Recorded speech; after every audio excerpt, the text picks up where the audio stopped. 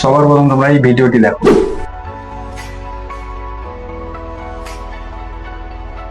তো এরকম ধরনের ভিডিও তোমরা কি করে এক ক্লিকে বানাতে পারবে খুব সহজেই, মাত্র 1 মিনিটের মধ্যে।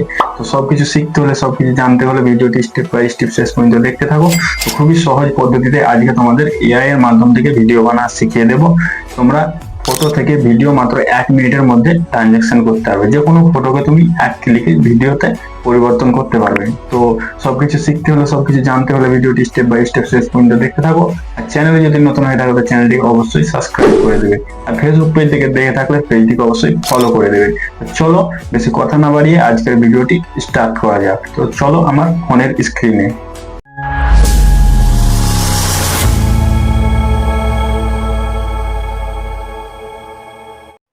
আমি চলে এসেছি আমার ফোনের স্ক্রিনে আসার পর সর্বপ্রথম তুমি কি করো, সর্বপ্রথম তুমি তোমার ক্রোম ব্রাউজারটি ওপেন করে নেবে। ক্রোম ব্রাউজারটি ওপেন করে নেওয়ার পর তুমি উপরে এখানে সার্চ করবে ভিগেল এআই সার্চ করার পর তুমি সার্চ বারে ক্লিক করবে।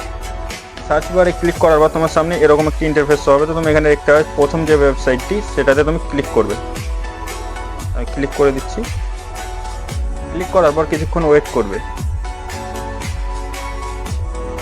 কিছুক্ষণ ওয়েট করার পর তোমার সামনে এরকম ইন্টারফেস হবে। তো তুমি নিচে দেখতে পাচ্ছ ট্রাই অন ওয়েব। তো তুমি সিম্পলি এখানে ক্লিক করবে। ওখানে ক্লিক করে দিলাম।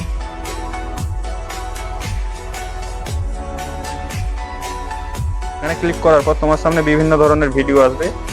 তুমি সিম্পলি এখানে দেখতে পাচ্ছ প্লাস অপশন। তো সিম্পলি এখানে ক্লিক করে দেবে। এখানে ক্লিক করার পর তুমি উপরে ক্লিক করবে।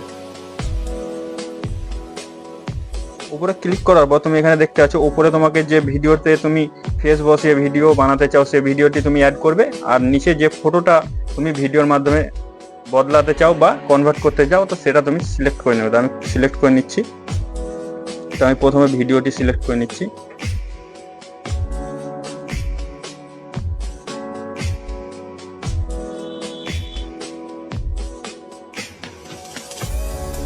প্রথমে এই ভিডিওটি সিলেক্ট করে নিলাম।